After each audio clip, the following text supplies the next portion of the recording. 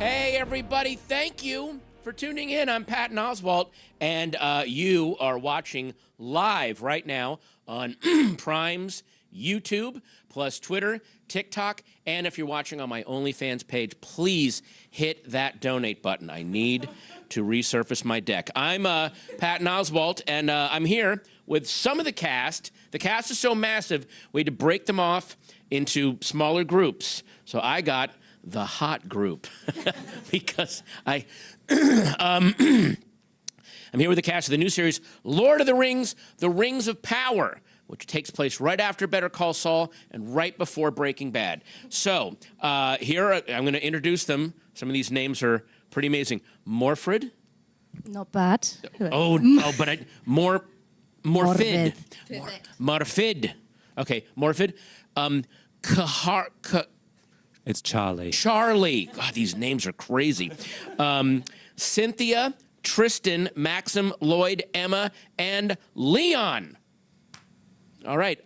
All 8 of these people just had their. Was this everyone's first Hall H experience? Yes. Wow. Yes, it was. Well, they've all talked to our post-crisis counselors, and they're hydrated, and they're ready to answer some questions. But first, I just want to get your reactions. How did it feel to be on stage in Hall H, watching the trailer for the first time and watching how the fans reacted to it, because it was pretty explosive? Very, very special. Am I talking into this? Yeah, you're talking to your mics. It was extraordinary. I mean, I've never been in an auditorium with that many people, that much. I mean, you could feel the vibe from the room. The bass was so loud really on strong. all the clips. The People's boom, energy was the boom, yeah. Wow. A little shell-shocked, I think. A little shell-shocked? Damn. Yeah, well, we're going to show you the trailer in a second, but that is a rich, chocolatey voice on that guy. I'm going to be going to him a lot during this. I've been eating a lot of chocolate in New Zealand. Yes, Yeah. exactly. So let's let you guys watch what you didn't get to see in Hall H, the new trailer for Lord of the Rings, The Rings of Power. We thought the war, at last, was ended. Today, our days of peace begin. We thought our joys would be unending. We thought our light would never dim. The skies are strange.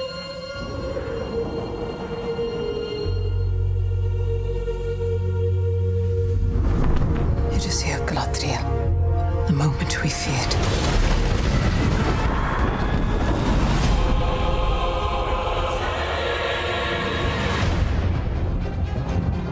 Evil does not sleep. It waits. Beyond the darkness, tempting shadow to bury us all beneath the mountain. He has not one name, but many.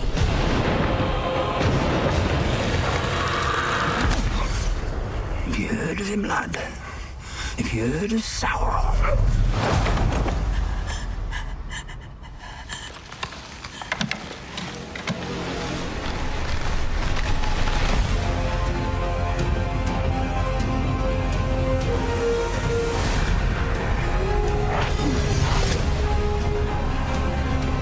If the evil rising is left unchecked, it will take us all.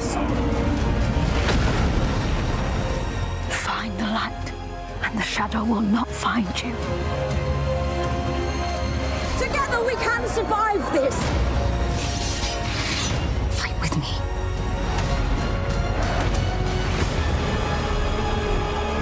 Each of us must decide who we shall be.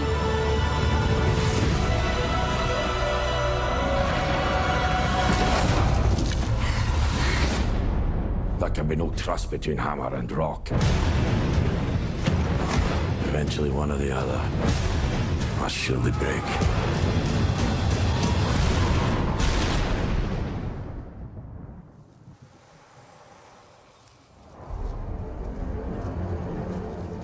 You have been told many lies of Middle-earth.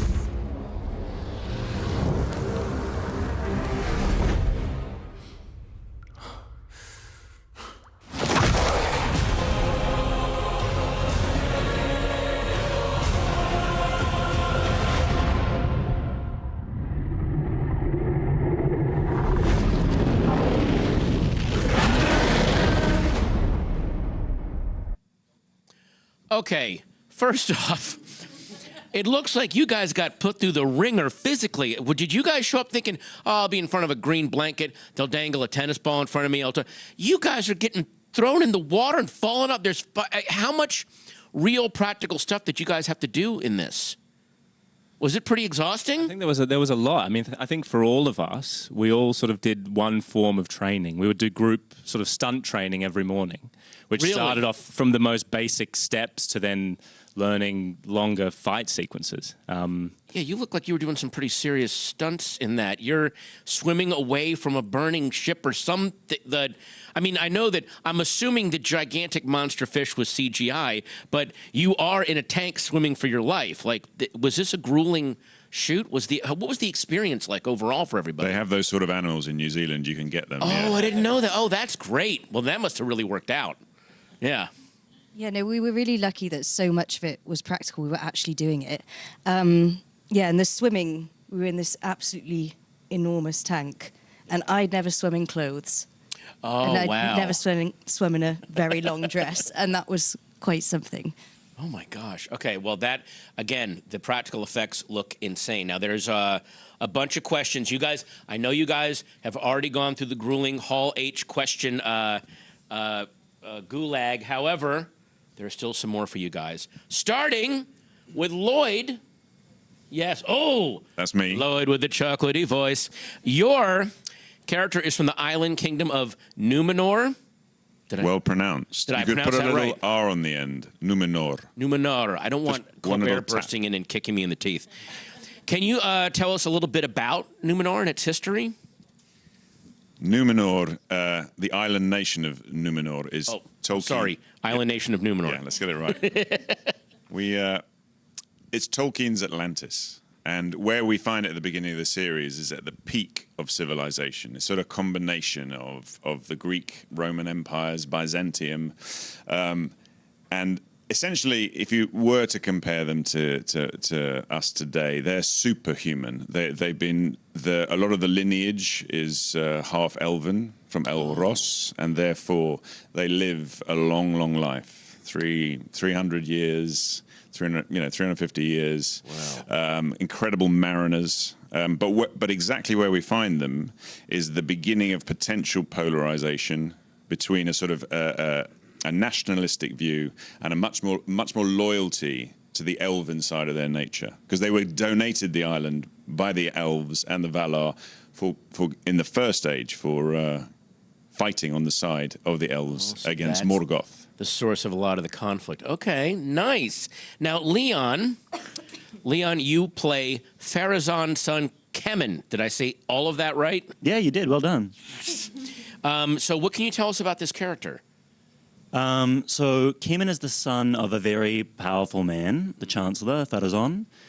And I think with the kids of powerful people, sometimes they're determined to match or outdo their parents' accomplishments, and sometimes they feel pretty comfortable to coast.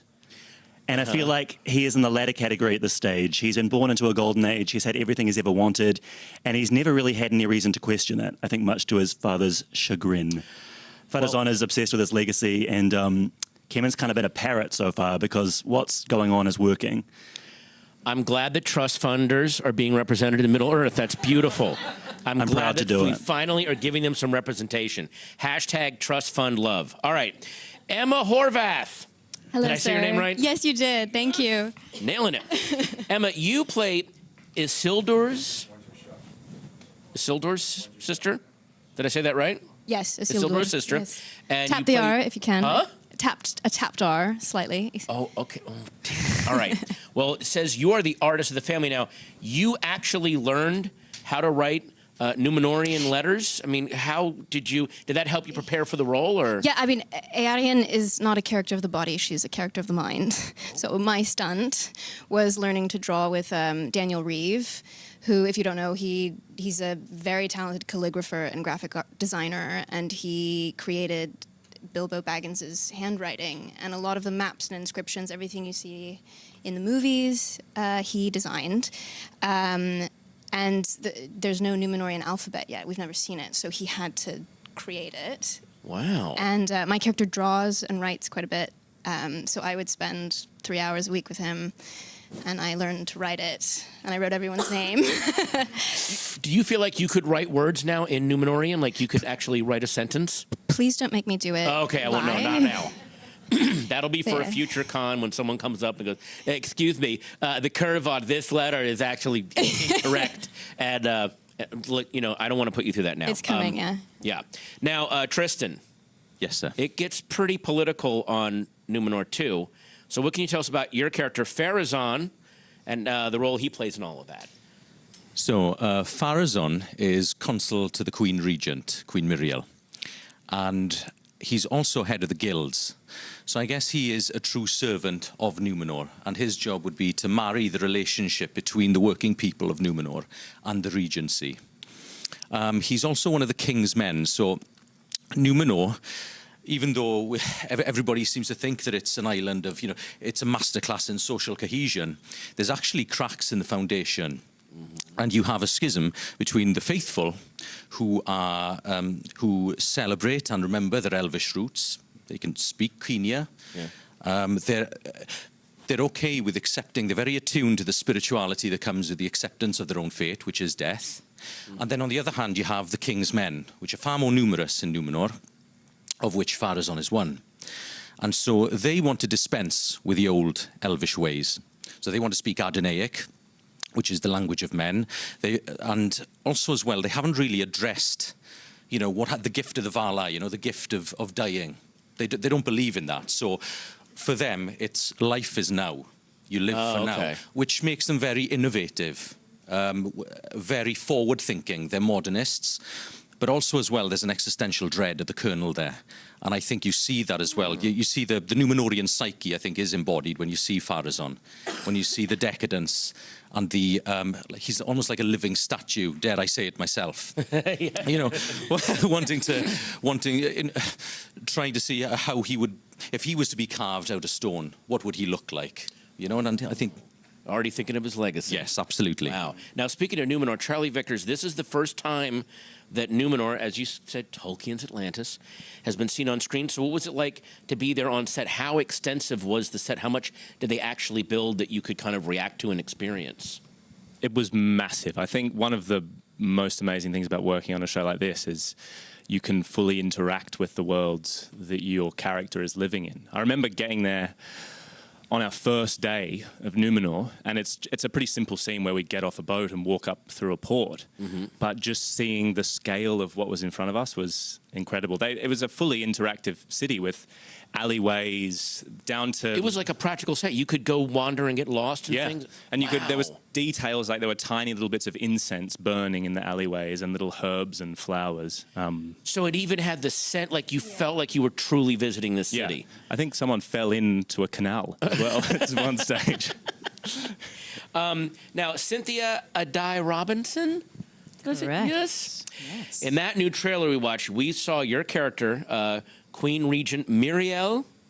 Miriel. It's that pesky tapped R again. Yeah, get this tapped R. I know.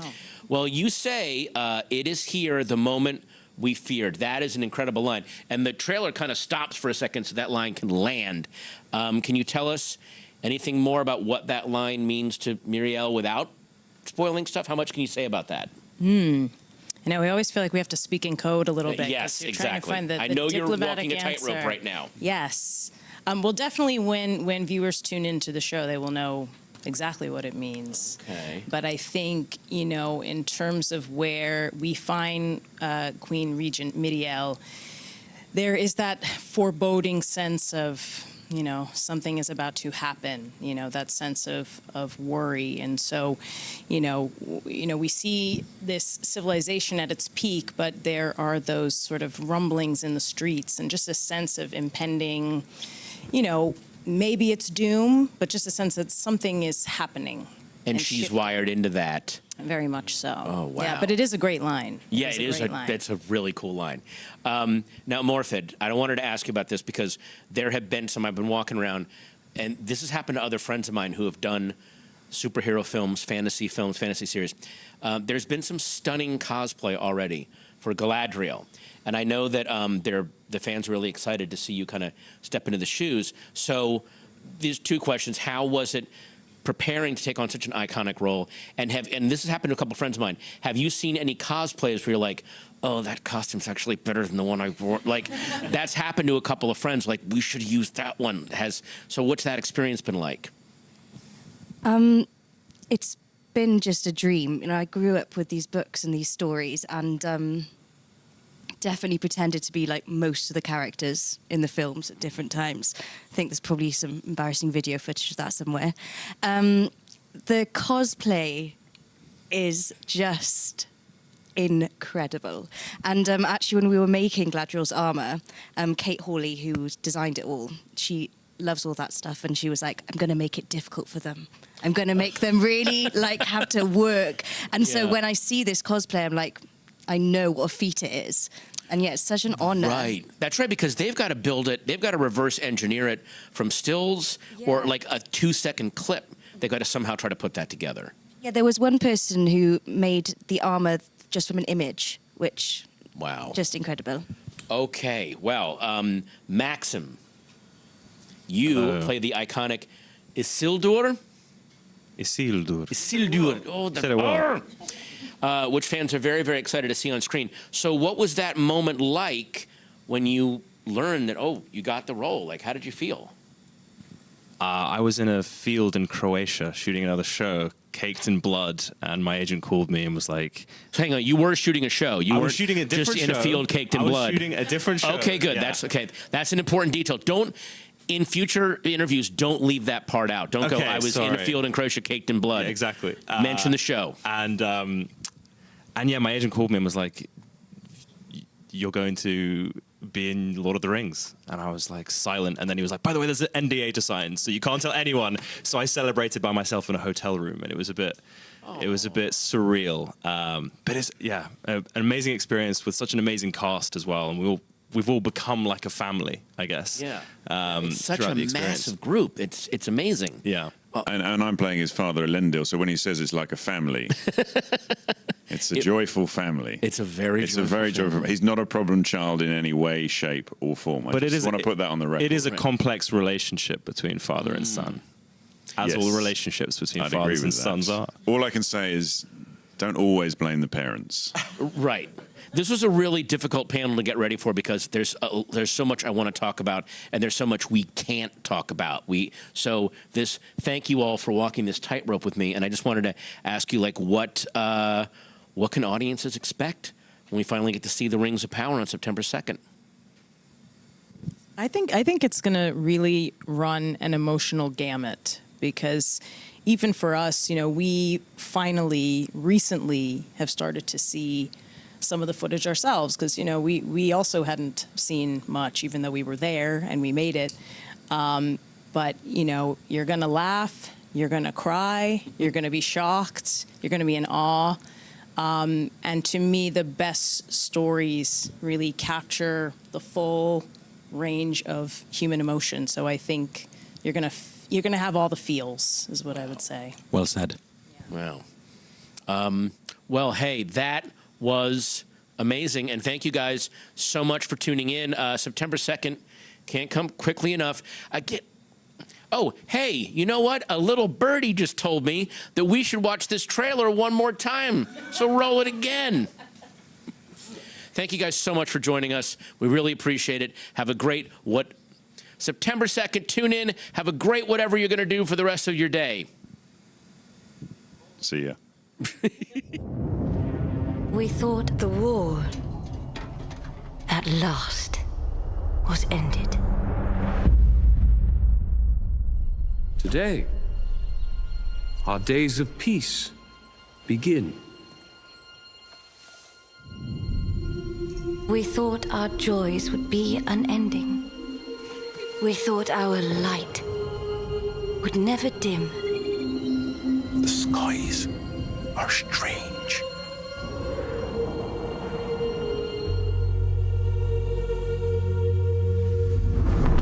You just hear Galadriel, the moment we feared.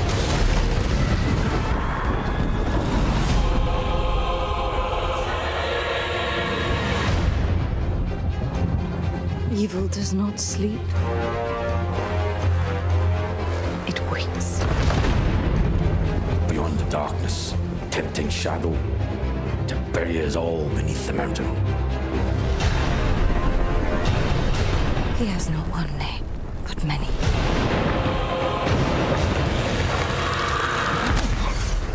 Have you heard of him, lad? Have you heard of Sauron?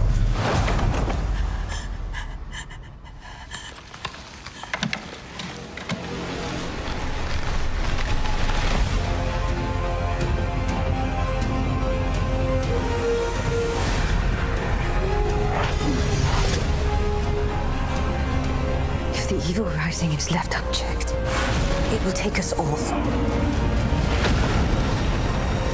Find the light, and the shadow will not find you. Together we can survive this! Fight with me.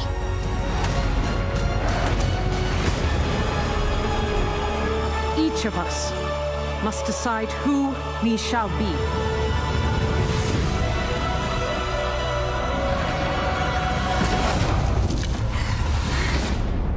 There can be no trust between hammer and rock. Eventually, one or the other must surely break.